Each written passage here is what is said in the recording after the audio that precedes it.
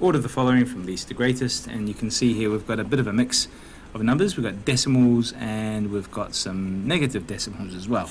Okay, so this really requires us to know a little bit about two things really: place value and an understanding of number lines. So there are two ways to approach this problem. One way I would suggest is, look, you know that with a number line there's 0, and on this side, on the right hand side, it's all pluses, and on the left hand side it's all negatives.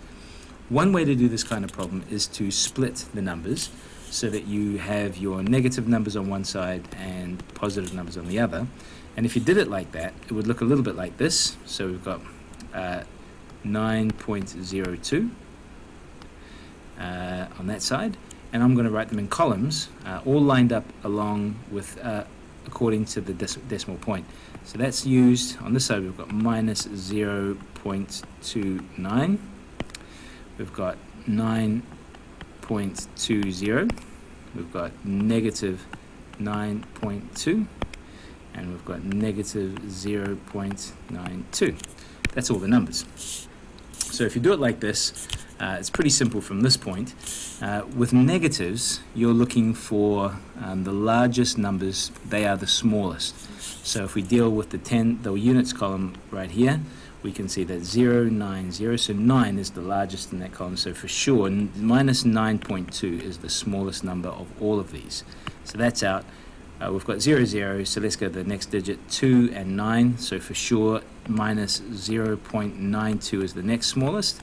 And then the next smallest would be minus 0.29.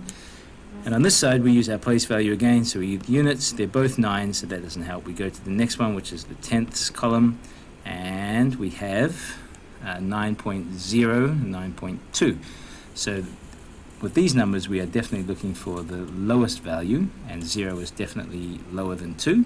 So the next smallest would be 9.02, and after that is 9.20, and this is the correct sequence.